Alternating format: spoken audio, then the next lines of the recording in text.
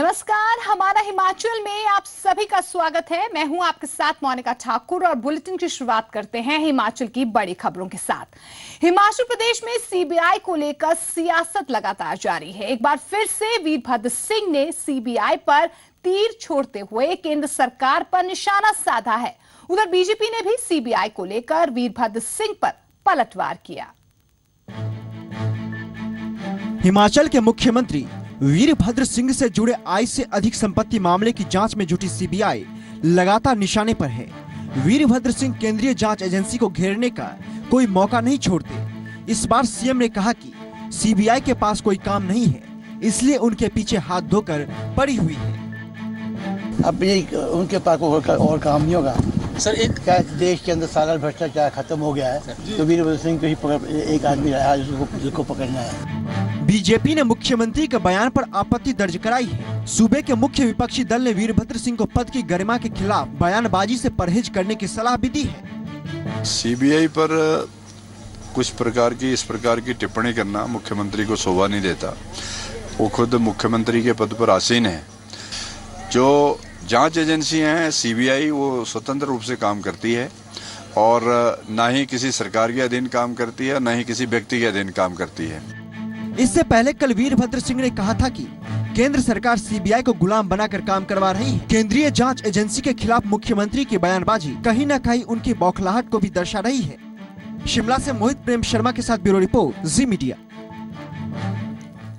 तो हिमाचल प्रदेश में सीबीआई को लेकर सियासत लगातार जारी है। दोनों ही तरफ से कहीं ना कहीं आरोप और प्रत्यारोप की जो राजनीति है वो लगातार जारी है। भ्रष्टाचार के मुद्दे पर सरकार को घेरने वाली बीजेपी ने अब राज्य सरकार पर एक और नया आरोप लगाया है। बीजेपी का आरोप है कि सरकार पंचायती राज संस्थाओं में कांग्रेस की विचारधारा के खिलाफ जीते हुए प्रत्याशियों को जबरन खरीद रही है। वहीं सीएम ने बीजेपी के आरोपों पर जवाब दिया है। हिमाचल की ठंडी फिजाओं के बीच बीजेपी ने राज्य सरकार पर एक और आरोप लगाकर सियासत को गरमा दिया है। बीजेपी वीरभद्र सरकार को भ्रष्टाचार के मामले में पहले ही घेर रही थी, तो वहीं अब पार्टी ने प्रदेश सरकार पर नया आरोप लगाकर ठंडी वादियों को गरमा दिया। दरअसल बुधवार को मुख्यमंत्री ने पंचायत चुनाव में जीत हासिल करने वाले प्रधान और उप प्रधान को शपथ दिलाई थी, लेकिन बीजेपी का आरोप है कि पंचायती राज संस्थाओं में कांग्रेस की विचारधारा के खिलाफ जीते प्रत्याशियों को जबरन खरीदा जा रहा है। हिमाचल बीजेपी का कहना है कि सरकार और हिमाचल कांग्रेस जबरन और पैसों का प्रलोभन देकर जीते उम्मीदवारों को खरीद रहे हैं। को अटैचियां दे करके और लोगों को अपनी ओर खींचने के लिए दबाव डाला जाएगा, पैसा प्रलोभन दिया जाएगा और जरूरत पड़ी तो उनका अपहरण करके जोर जबरदस्ती अपना बहुमत बनाने का प्रयास किया जाएगा। बीजेपी ने सरकार पर प्रत्याशियों की खरीद फरोख्त का आरोप लगाया, तो जवाब सीएम वीरभद्र सिंह ने दिया। सीएम ने कहा कि जीते हुए प्रत्याशी कोई पशु नहीं है जिन्हें खूंटे से बांधा जा सके। पशु तो नहीं है जो हमें खूंटे में बांध के रखा हुआ है। स्वतंत्र है, अपने राय व्यक्त करने में सक्षम है। वो तो प्रेस वालों को मैं कहूँगा जो मीडिया है गांव में जाके पता करें कि क्या है। दरअसल हिमाचल प्रदेश में 2017 में चुनाव होने वाले हैं। मुकाबला कांग्रेस और बीजेपी के बीच सीधा है। कांग्रेस को सत्ता बरकरार रखनी है तो बीजेपी को वापसी करनी है। ऐसे में साफ है कि आरोप प्रत्यारोप का ये सिलसिला आगे भी जारी रहेगा। मोहित प्रेम शर्मा, जी मीडिया, शिमला। मुख्यमंत्री वीरभद्र सिंह ने शिमला, सोलन, सिरमौर, किन्नौर और लाहौल स्पीति के काजा ब्लॉक की पंचायतों में जीत हासिल करने वाले 1760 प्रधानों और उप प्रधानों पर को पद और गोपनीयता की शपथ दिलवाए। शिमला में पंचायत चुनाव जीतकर आए 1760 प्रधानों और उप प्रधानों को मुख्यमंत्री वीरभद्र सिंह ने पद और गोपनीयता की शपथ दिलाई। इनमें शिमला, सोलन, सिरमौर और किन्नौर जिले के प्रधान शामिल हुए। इस मौके पर मुख्यमंत्री ने कहा कि नवनिर्वाचित प्रधान हर वर्ग के उत्थान के लिए काम करें। बिना किसी भेदभाव के और समर्पण की भावना से जो पंचायत के लोग हैं सभी लोगों को उत्थान के लिए काम करें। मुख्यमंत्री ने कहा कि पंचायती चुनाव में महिलाओं और युवाओं की सबसे ज्यादा भागीदारी रही है, जिससे लोकतंत्र को और मजबूत करने में मदद मिली है। और जो सरकार की जो नीतियाँ हैं उसको और तेजी के साथ लागू करना।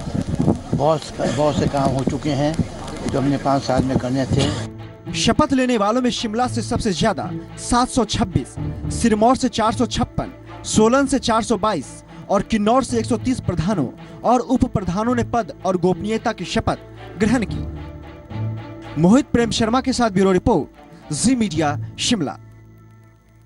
लगता है कि हिमाचल सरकार के मुखिया वीरभद्र सिंह अपने अधिकारियों के काम ना करने पर उन्हें बचाने में लगे हुए हैं। दरअसल हम ऐसा इसलिए कह रहे हैं क्योंकि जी पंजाब हरियाणा हिमाचल ने दिखाया था कि सचिवालय में फाइलें पड़ी हुई हैं, उनकी देखरेख करने वाला कोई नहीं है। लोग दफ्तरों के चक्कर काट रहे हैं, लेकिन अधिकारी कभी मीटिंग में व्यस्त रहते हैं तो कभी सरकारी दौरे पर रहते हैं, तो कभी दिल्ली में रहते हैं तो कभी विदेश में रहते हैं। ऐसे में कामकाज पर असर पड़ रहा है। हालांकि हमारी खबर दिखाए जाने के बाद सीएम ने आनन फानन में निर्देश जारी कर दिए हैं। निर्धारित सीमा पर काम पूरा करने को कहा गया था, लेकिन अभी तक हालात नहीं बदले हैं। इतना ही नहीं, कुछ सीएम अधिकारियों के बचाव में उतर आए हैं। उन्होंने कहा है कि अधिकारियों के पास काम बहुत है, लेकिन फिर भी वो काम कर रहे हैं। काम में तेजी आई है सर, वैसे भी तेज होती है। होता क्या है कि एक यहाँ पर एक सेक्टर के पास एक विभाग है और फिर जहाँ भी काम होता है उस सेक्रेटरी की दिल्ली में भी मीटिंग होती है, तो दिल्ली और शिमला के बीच में अपना समय को बांटते हैं। हम ये चाहते हैं कि वो ज़्यादा से ज़्यादा समय शिमला में बिताएं और यहाँ के फाइल्स को जो है वो डील करें या फैसले करें, निर्णय करें, ताकि विकास के काम या दूसरे जो फैसले होने हैं उसका काम रोकेंगे। खबर में आगे बढ़ते हैं। हिमाचल प्रदेश के कैबिनेट मंत्री विद्या स्टोक्स को अपेंडिक्स में इंफेक्शन होने के चलते प्रदेश के सबसे बड़े अस्पताल आईजीएमसी में भर्ती करवाया गया है। अपेंडिक्स में इंफेक्शन होने के चलते उन्हें परेशानी महसूस हो रही थी। वहीं मुख्यमंत्री वीरभद्र सिंह विद्या स्टोक्स का हालचाल जानने आईजीएमसी पहुंचे। सीएम के साथ परिवहन मंत्री जीएस बाली भी मौजूद रहे। स्टोक्स का इलाज कर रही डॉक्टर अंजल चौहान ने कहा है कि उन्हें 4-5 दिनों के लिए यहां पर भर्ती करना पड़ेगा। उनकी हालत फिलहाल ठीक है।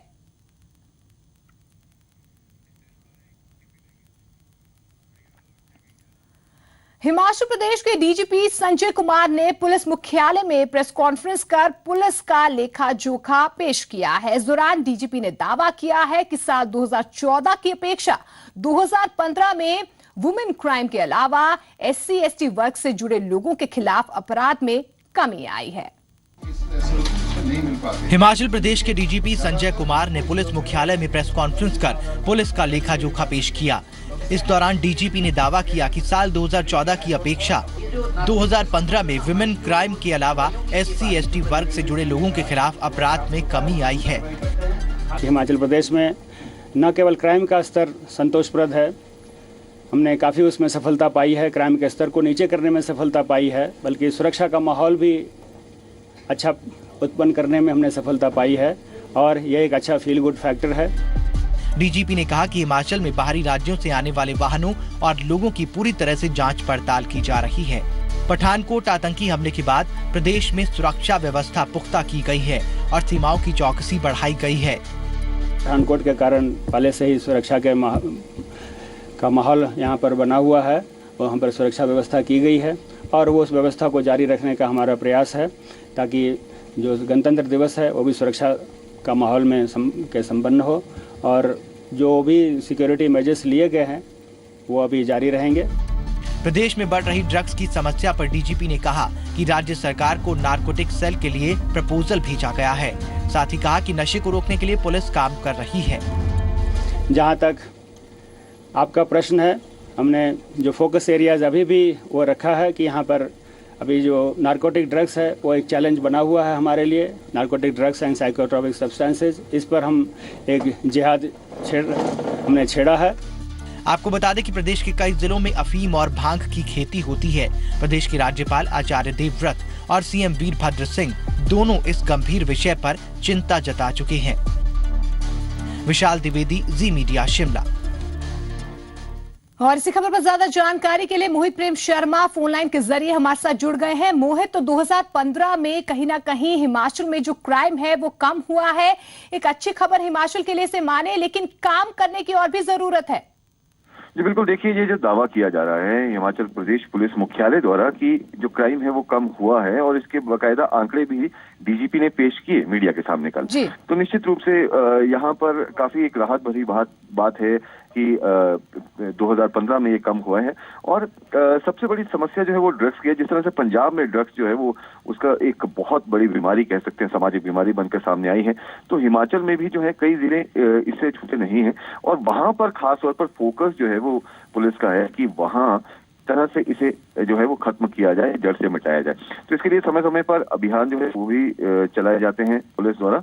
और कुल्लू अगर बात कर ली जाए या फिर लाहौल स्पीति या फिर किन्नौर की बात की जाए तो वहां पर जो भांग के जो पौधे रहते हैं उन्हें उजाड़ने का काम भी जो है वो समय समय पर उसके लिए अभियान चलाया जाता है पुलिस द्वारा। और इसके साथ साथ सुरक्षा व्यवस्था है उसे भी चाक चौबंद रखना होता है। तो ऐसे में कहीं ना कहीं बड़ी चुनौती रहती है क्योंकि पहाड़ी इलाका है हिमाचल प्रदेश, पहाड़ी राज्य है और ऐसे में यहाँ पर सुरक्षा के साथ साथ इन तमाम मुद्दों को भी जो इंटरनल मैटर्स हैं उसे भी सुलझाने में पुलिस जो है काफी हद तक कामयाब हुई है। जी, पुलिस की एक बड़ी कामयाबी से देख सकते हैं। मोहित, क्या कुछ कहा गया है बॉर्डर एरियाज में, जिस तरह से कहा जा रहा था कि सुरक्षा व्यवस्था में कहीं ना कहीं कोताही बरती जा रही है, जवानों की कमी वहां पर है, क्या इस तरह के सुझाव भी डीजीपी की तरफ से दिए गए? जी बिल्कुल, देखिए पुलिस के सामने मजबूरी अभी ये बनी हुई है कि तादाद जो है वो जवानों की वो ज्यादा नहीं है। हालांकि समय समय पर भर्तियां भी चलती रहती हैं लेकिन उसे पूरा नहीं किया जा रहा है। तो अब जो है कहीं ना कहीं आधुनिक तकनीक का सहारा पुलिस ले रही है, हिमाचल प्रदेश पुलिस। और जो सुरक्षा जहां से हिमाचल एंट्रेंस है यानी सीमा जो क्षेत्र है वहां पर जहां सीसीटीवी कैमरा नहीं लगाए गए हैं वहां पर सीसीटीवी कैमरा स्थापित करने के साथ साथ कई इलाकों को इंटरनेट से भी जोड़ा जा रहा है। यानी अगर कोई इस तरह की कोई आधुनिक उपकरण पुलिस खोज रही है जिससे सीधे तौर पर पुलिस मुख्यालय में एक तुरंत सूचनाएं और उस पर कार्रवाई की जाए अगर कोई संदिग्ध जो है स्थिति उस समय उत्पन्न होती है। तो इस पर भी हिमाचल पुलिस ने काम शुरू कर दिया है और दावा ये किया जा रहा है इस साल जो है आधुनिक उपकरणों से जो सीमा क्षेत्र हैं हिमाचल प्रदेश, चाहे वो चंबा हो, जम्मू कश्मीर से लगता है या पंजाब के साथ जो इलाके लगते हैं, तो वहां पर जो है खास तौर पर ये आधुनिक उपकरण जो है वो स्थापित किए जाएंगे और इसके साथ साथ जवानों की तैनाती जो है वो भी की जाएगी। और जिस तरह से यहाँ पर सीएम वीरभद्र सिंह पहले कह रहे थे कि आधुनिक हथियारों की फिलहाल कोई प्लान नहीं है, लेकिन उसके जो विपरीत है डीजीपी ने ये कहा है कि इसके लिए जो है एक प्रस्ताव बनाया जा रहा है।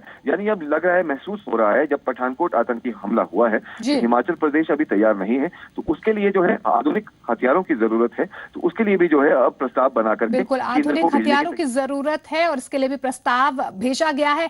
मोहित, एक और बात है, ड्रग्स को लेकर भी कहीं ना कहीं आंकड़े पेश किए गए हैं। जिस तरह से उन्होंने ये कहा है कि ड्रग प्रोन जो एरियाज है वहां पर ड्रग कम हुआ है, क्या कि आगे पुलिस की रणनीति रहेगी? क्योंकि जिस तरह से आंकड़े सामने आए हैं, ये भी एक खबर आई थी कि नारकोटिक्स डिपार्टमेंट में जो जवान है वो कम है, तो ड्रग प्रोन जो एरिया है वहां पर ड्रग खत्म करने के लिए और क्या कुछ स्टेप्स पुलिस की तरफ से लिए जाएंगे?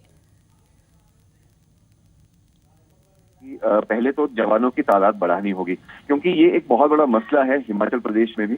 और खासतौर पर जिस तरह से मैं पहले बता रहा था कि कुल्लू जो है खासतौर पर इसमें काफी ज्यादा वहां पे ड्रग्स का कारोबार जो है वो होता है और समय समय पर पुलिस जो है वो अपने इसमें आगे कार्रवाई भी करती है, गिरफ्तारियां भी होती है। और इसके साथ साथ जो सिरमौर जिला है जो उत्तराखंड की बाउंड्री लगते हैं वहां पर जो है क्योंकि वो वीरान इलाका है और ऐसे में बहुत बड़ा जो है वो इलाका फैला भी हुआ है, तो वहां पर भी ड्रग्स के कारोबार की खबर जो है वो पुलिस को अक्सर मिलती रहती है। तो इसके लिए जरूरी है जिस तरह से आधुनिक उपकरण जो लगाए जाएंगे ताकि हर आने जाने वाले पर नजर रखी जाए, क्योंकि ज्यादातर जो ड्रग्स का कारोबार है पुलिस का ये कहना है कि वो बाहरी राज्यों से हिमाचल प्रदेश में दाखिल होता है। तो ऐसे में एक इंटरनल मैटर जो है यहाँ पर तो ड्रग्स के जो कारोबारी है उन पर पुलिस की अब नजर जो है वो बनी रहेगी। नारकोटिक्स इसमें अपनी नजर जो है वो बनाए रखे हैं, लेकिन उसमें भी तहकीक जो है वो और ज्यादा जवानों की होने की जरूरत है ताकि इसको जो एक प्रॉपर चैनलाइजेशन के साथ साथ अगर इस काम को अगर शुरू किया जाए, एक मुहिम बना दी जाए, जिस तरह से पहले राज्यपाल आचार्य देवव्रत ने भी चिंता जाहिर की थी, उसके बाद सीएम ने भी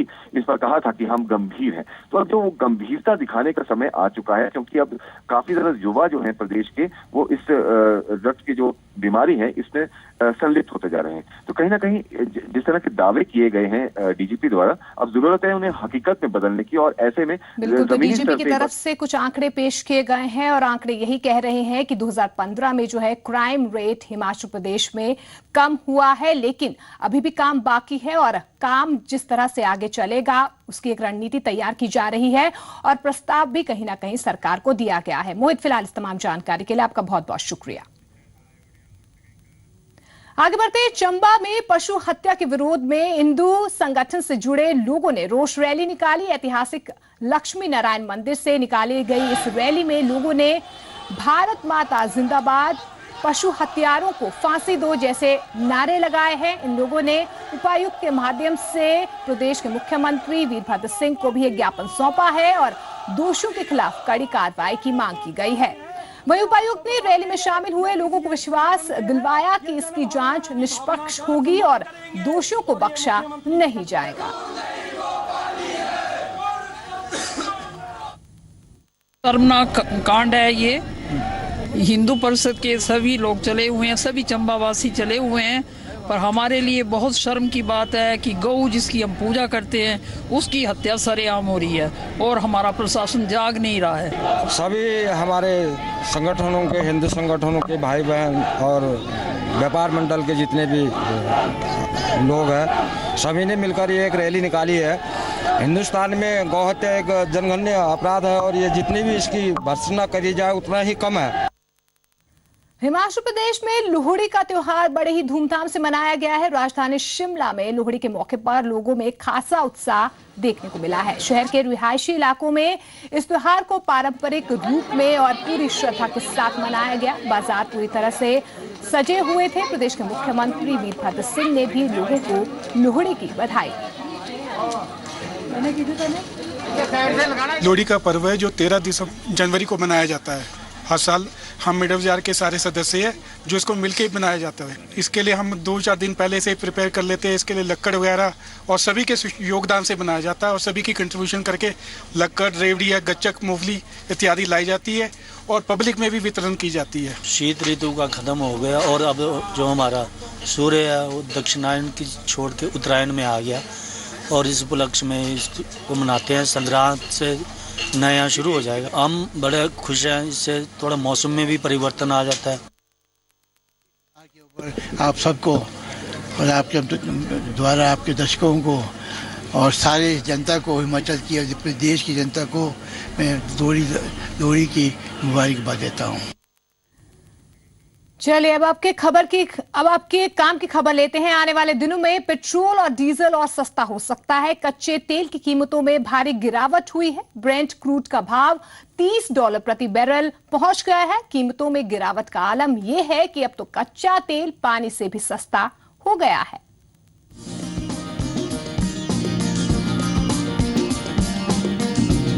मिनरल वाटर से सस्ता हुआ कच्चा तेल। 12 रुपए प्रति लीटर मिल रहा है कच्चा तेल और 15 रुपए प्रति लीटर है पानी की कीमत। कच्चे तेल की कीमतों में गिरावट का आलम यह है कि अब इसकी कीमत मिनरल वाटर से भी कम हो गई है।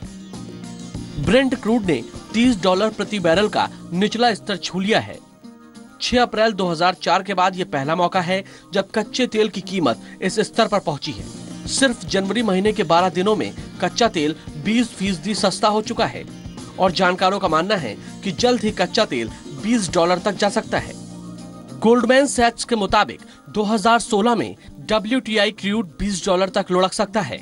CLSA ने भी कच्चे तेल की कीमत $20 प्रति बैरल तक लुढ़कने की आशंका जताई है। इसके अलावा बार्कलेज और मॉर्गन स्टैनले ने भी कच्चे तेल में गिरावट की आशंका जताई है। वहीं स्टैंडर्ड चार्टर्ड ने कच्चे तेल के $10 प्रति बैरल तक लुढ़कने की आशंका जता दी है। आपको बता दें कि 2008 में कच्चे तेल की कीमत $147 प्रति बैरल तक पहुंच गई थी, जो अब तक का सबसे ऊंचा स्तर है। लेकिन सवाल यह है कि आखिर कच्चे तेल की कीमतों में इस बेतहाशा गिरावट की वजह क्या है? दरअसल ये पूरा मामला डिमांड और सप्लाई में गैप का है। दुनिया भर में कच्चे तेल का उत्पादन 96.55 मिलियन बैरल प्रतिदिन है, जबकि डिमांड 95.87 मिलियन बैरल प्रतिदिन की है। कच्चे तेल की कीमतों में इस भारी गिरावट से सरकार को बड़ी राहत मिली है, क्योंकि सस्ते कच्चे तेल से सरकार का ऑयल इंपोर्ट बिल कम होगा। हालांकि लोगों को इस बात का इंतजार है कि क्या इस गिरावट का असर पेट्रोल डीजल की कीमतों में कमी के तौर पर दिखेगा। ब्यूरो रिपोर्ट, जी मीडिया। इसके साथ इस बुलेटिन फिलहाल इतना ही। नमस्कार।